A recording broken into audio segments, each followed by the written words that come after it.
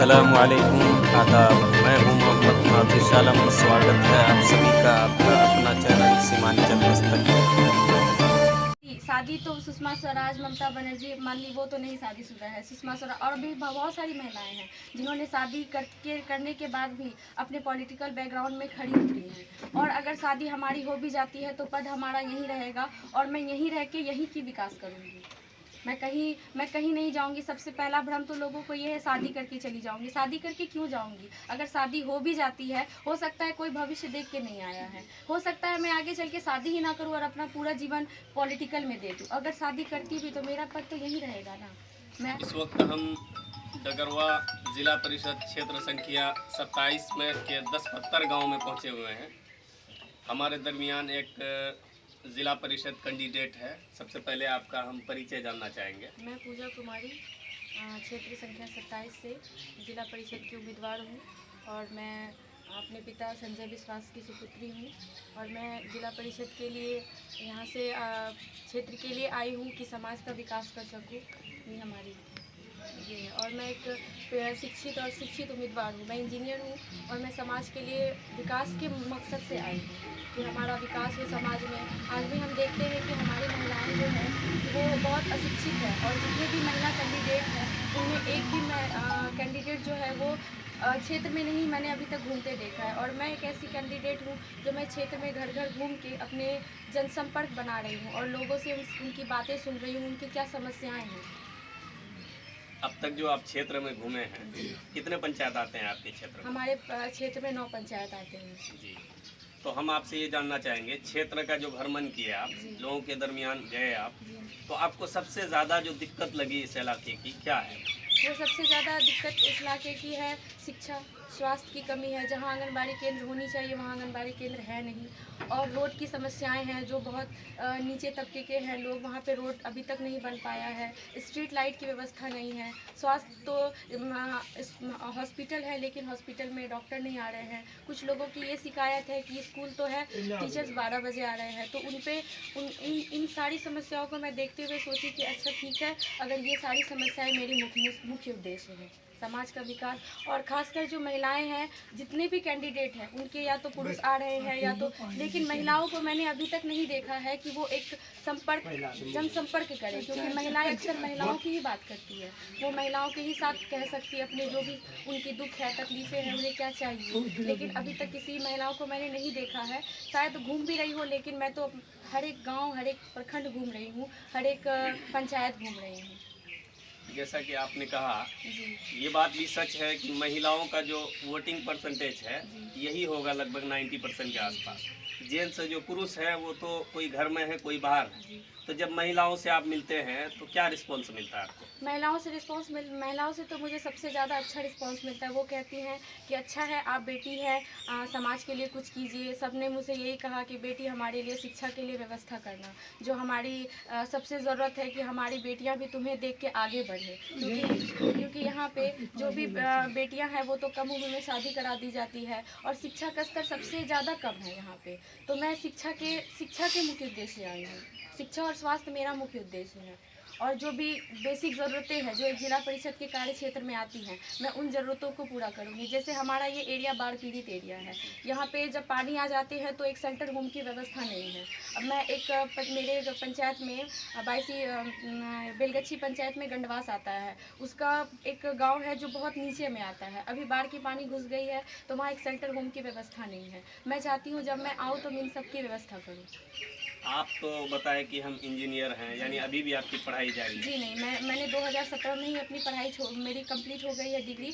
उसके बाद मैं प्रशासनिक सेवा की तैयारी कर रही थी। और प्रशासनिक सेवा के जब यहाँ देखा कि युवा उम्मीदवार की बहुत ज़रूरत है क्षेत्र को, क्योंकि अभी युवा में एक नया जोश होता है, वो एक नई और हमारे पिताजी से तो मैं अनुभव प्राप्त की ही हूँ, क्योंकि हमारा जो एक बैकग्राउंड है वो पॉलिटिकल बैकग्राउंड है, क्योंकि यहाँ पे सब लोग पॉलिटिक्स से जुड़े। हमारे दादाजी भी एमएलए इलेक्शन लड़ते थे, हमारे पापा भी लड़े हैं जिला परिषद के 2 बार। इसलिए मैं सोची कि इस बार मैं आके मैं अपने युवाओं को जोड़ूंगी और मुझे युवाओं से बहुत ज़्यादा मतलब ये मिला है, सपोर्ट मिला है। और इसलिए मैं यहाँ पे आना चाहती हूँ ताकि मैं अपनी जो इंजीनियरिंग की पढ़ाई की हूँ और जो प्रशासनिक सेवा की तैयारी की हूँ उसका अनुभव मैं अपने समाज को दे सकूँ। जैसा कि आज का जो हिंदुस्तान है या आज का बिहार कह लीजिए या अपना क्षेत्र कह लीजिए, हम लोग भी जब इलाके में घूमते हैं तो अक्सर ये देखा जाता है, बड़ी अफसोस के साथ ये कहना पड़ रहा है कि आज का जो हिंदुस्तान है, एक तरफ हिंदू और मुस्लिम के दरमियान एक दीवार खड़ी हो रहा है। ये आपको नज़ारा देखने को मिलता है क्षेत्र में? जी नहीं, क्योंकि हमारे पापा हिंदू मुस्लिम सबको एक साथ लेके चले हैं और सबसे ज़्यादा पिछले बार भी हम थोड़े वोट से हारे हैं, तो उनमें सबसे ज़्यादा सपोर्ट हमारे मुस्लिम भाई बहनों का है। और मैं इन सबों से परे हूँ, मैं जाति धर्म से उठ के बात करती हूँ, जो है जिनके साथ सबके साथ मैं चलती हूँ। और मैं चाहती हूँ कि ये जो दीवारें हैं उन्हें लोग ख़त्म करें और एक समाज को ये ना देखे कि ये हिंदू है ये मुस्लिम है, कहाँ विकास हो रहा है उसके तरफ जाए, कौन विकास ला सकता है उसके तरफ जाए। एक सवाल और है आपके लिए, क्योंकि हम भी इसी क्षेत्र के, हम हालांकि हमारा क्षेत्र संख्या 26 है, डगरवा ही है, तो इसलिए हम यहाँ की बहुत सारी चीज़ों से वाकिफ़ है, जानते हैं। आपके बारे में भी कुछ लोगों का ये ख्याल है, सोच है, हो सकता है उनकी व्यक्तिगत सोच है वो भी है। वो लोग ये कहते हैं कि एक आप महिला कैंडिडेट हैं और विवाहित नहीं है, आपकी शादी न जाने कहाँ हो जाएगी, आप चले जाएंगे, फिर लोगों की क्या समस्या हल कैसे होगा? पहली बात तो अगर शादी तो सुषमा स्वराज, ममता बनर्जी, मान ली वो तो नहीं शादीशुदा है, सुषमा स्वराज और भी बहुत सारी महिलाएं हैं जिन्होंने शादी करने के बाद भी अपने पॉलिटिकल बैकग्राउंड में खड़ी उतरी हैं। और अगर शादी हमारी हो भी जाती है तो पद हमारा यहीं रहेगा और मैं यहीं रह के यहीं की विकास करूँगी। मैं कहीं नहीं जाऊंगी। सबसे पहला भ्रम तो लोगों को ये है शादी करके चली जाऊंगी। शादी करके क्यों जाऊंगी? अगर शादी हो भी जाती है, हो सकता है कोई भविष्य देख के नहीं आया है, हो सकता है मैं आगे चल के शादी ही ना करूं और अपना पूरा जीवन पॉलिटिकल में दे दूं। अगर शादी करती भी तो मेरा पद तो यहीं रहेगा ना। मैं इस क्षेत्र की सेवा में अपने 5 साल तो यही दूंगी और हो सकता है मुझे इस फील्ड को, मैं इसी को फील्ड में बना लूँ। हो सकता है मैं आगे भी आगे तक जाऊँ, MLA MP बहुत सारी चीज़ें हैं, मैं वहाँ तक जाऊँ। और मैं जब तक लोगों का विकास नहीं करूँगी, लोगों का सपोर्ट नहीं मिलेगा, तो कैसे वो लोग मुझे आगे के लिए चुनेंगे। जी, तो ये थी पूजा कुमारी, ज़िला परिषद क्षेत्र संख्या 27 डगरवा से ज़िला परिषद की कैंडिडेट है ये। और इनके जो पापा हैं संजय विश्वास जी, ये भी यहाँ मौजूद हैं, इनसे भी हम बात करना चाहेंगे। सबसे पहले आपका स्वागत है मेरे चैनल में। धन्यवाद जी। आपकी पुत्री महिला कैंडिडेट बनी है ज़िला परिषद की, क्या सोचते हैं आप? क्षेत्र में जब जाते हैं किस तरह का रिस्पॉन्स मिलता है? क्षेत्र का रिस्पॉन्स तो बहुत ही अच्छा है, कहीं दिक्कत नहीं है, लेकिन इस क्षेत्र के भोली भाली जनता को अपनी जगह पर लोग रहने दे, तब तो सब कुछ तो होता है। अंत में बस पैसा बोलता है, वहीं पर हम मार खा जाते हैं। किसान का बच्चा है, धान चावल बेच के जितना भी होता है, चाय पान लोगों का व्यवस्था कर देते। मेरे पास कोई ऐसा नहीं है कि धन्ना सेठ है, ठेकेदार है। और मेरा उद्देश्य राजनीति में आने का समाज सेवा है, कहीं से राजनीति का व्यवसायीकरण करने का उद्देश्य मेरा है ही नहीं। और जो देख रहे हैं बचपन से, कहीं पर कोई हिंदू मुसलमान था ही नहीं, लेकिन अब लोग ला रहे हैं सिर्फ कुर्सी के लिए। उसकी लड़ाई मेरी है।